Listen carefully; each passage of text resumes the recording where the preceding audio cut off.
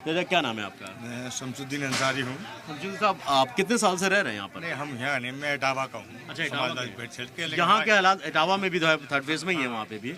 आपको क्या लगता है क्या मुद्दे होने चाहिए मुसलमानों के मन में, खास तौर पर क्या है कि सरकार आए, बदले या अच्छा काम करे, या जिस तरीके से बयानबाजियां हो रही हैं उन सब चीज़ें से बचे? आपके मन में क्या है? देखिए, ऐसा है कि जब से बीजेपी गवर्नमेंट बनी है तब से ये मुद्दे ज़्यादा आ गए हिंदू मुस्लिम वाले। इन्होंने भाईचारे को तोड़ने का काम किया। उनके दिमाग में एक चीज़ है कि हम 80% है, ये 20% है, जितना ही हम इसको हिंदू मुस्लिम करेंगे हम सरकार में रहेंगे। लेकिन इस बार ऐसा नहीं होने जा रहा। अच्छा, इस बार ऐसा नहीं होगा। इसके पीछे की वजह? इसके पीछे की वजह ये है कि हिंदू मुसलमान सारे लोग ही परेशान हैं। मतलब शुक्रवार से मतलब नहीं, इटावा से मतलब नहीं है, पूरे प्रदेश के लोग परेशान हैं। जो आपके सामने चल रही है, जो हिंदू मुसलमान, जब देश का मुख्यमंत्री ही जिस कुर्सी पे बैठा है वो भी हिंदू मुसलमान की बात करेगा तो फिर देश प्रदेश कैसे चलेगा भाई? इसको देश प्रदेश चलाने के लिए हमको हिंदू मुस्लिम भाईचारा बना के रखने पड़ेगा। हम आपको एक शेर सुना रहे हैं, न हिंदू बुरा है न मुसलमान बुरा है, आ जाए बुराई जिसमें वो इंसान बुरा है। ठीक है ना? बिल्कुल बिल्कुल, ये बात बिल्कुल सही है। और ना अब कृष्ण आएंगे दुनिया में, ना अब राम आएंगे, और लेके नबी ना खुदा का पैगाम आएंगे। रखना याद पैगाम मेरा जमाने वालों, अब इंसान ही इंसान के काम आएंगे। जब बढ़िया बात आपने कही कि वाकई इंसान ही इंसान के काम आएगा।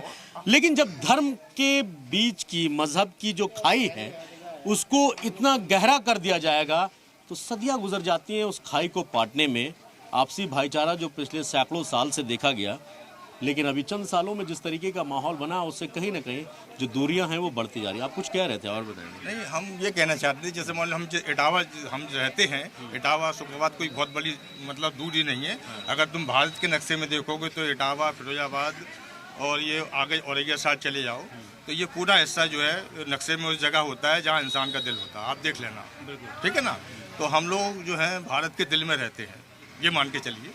शुक्रवार, फिरोजाबाद, इटावा, औरैया तक कानपुर थोड़ा अलग हो जाता है।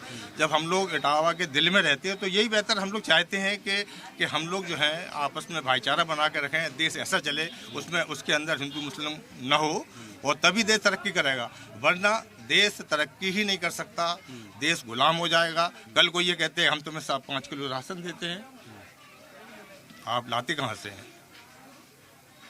हाँ, वो राशन आता कहाँ से? सही बात आते कहाँ से? आप भी तो मुस्लिम देशों से लाते हैं, कटोरा लेके जाते हैं। देश के प्रधानमंत्री नहीं जाते क्या? मालूम है मुझे, जाते हैं।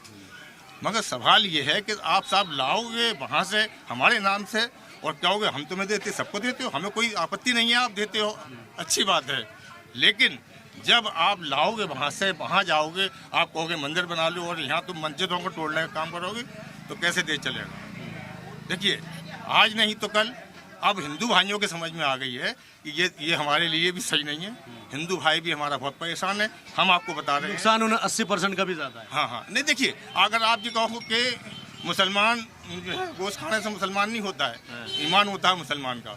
गोश्त तो भारत के अंदर बहुत बढ़िया बात है आपने कही कि वाकई की मीट, मांस, मछली खाने से सिर्फ मुसलमान नहीं होता है। भारत के अंदर 80% लोग गोश्त खाते हैं, हम 20% हैं, बाकी कहाँ जाता है भाई?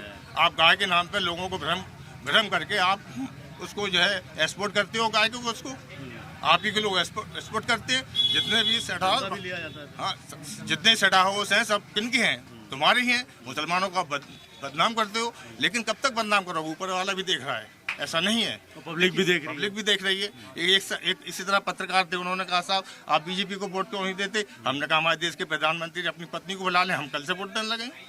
जो आदमी अपनी पत्नी क्यों? हाँ, ये बड़े सही आपने बात की। पत्नी का क्या कंसर्न है, क्या रिलेटेड है? भाई, जो आदमी अपनी पत्नी को नहीं रख सकता, जो आदमी की अपनी बीवी को नहीं रख सकता, वो परिवार क्या जाने? भाई साहब, अगर आपका एक बेटा या बेटी छोड़ी, बेटे के चले जाए 4 घंटे के लिए, आजकल जमाना है टेलीफोन का, संपर्क न हो तो फिक्र हो जाती है, ठीक है ना? उनके है ही नहीं, वो क्या जाने?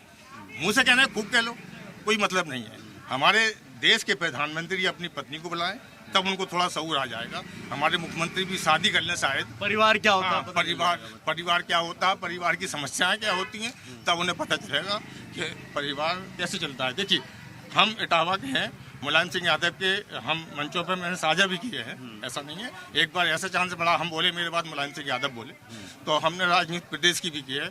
हम अब इस साल निकले नहीं है, हम तो पिछली बार तो आजमगढ़ में करीब 15-20 दिन रहे थे और अपनी जेब से पैसा खर्च, क्योंकि इटावा के नाते ये है कि मान लो हम लोग समाजवादी पार्टी को चाहते थे बड़े, और मुलायम सिंह यादव के हम लोग मतलब एक साथ बैठ के नाश्ता करते थे, तो उस हिसाब से होते हैं। लेकिन अखिलेश जी के अंदर थोड़ा सा अभी उतना मतलब हम ये कहना चाहिए कि उन्हें ज़्यादा शऊर नहीं है, हम तो साफ साफ कहना चाहते हैं। हाँ, बिल्कुल, ठीक है ना। हालांकि अभी हम गए थे पिछले चुनाव में, हमने उनके बड़े अब्बू हैं वो नहीं उनके बड़े, उनका नाम जैन से निकल रहा है, और दोनों, एक तो अंशुल के पापा हैं, वो क्या नाम उनका है, राजपाल जी और एक अभयराम जी। मैंने दोनों से बात करी थी। हमने कहा देखिए साहब, अखिलेश जी नहीं आते हैं, अखिलेश जी अगर जिले बाई जिले जाने लगे तो 10-20 हज़ार वोट ऑटोमेटिक बढ़ जाएगा। अगर आप एसी में लेकर वोट लोगे तो आप काम नहीं कर पाओगे, ठीक है ना। लेकिन अभी ये खतरा था कि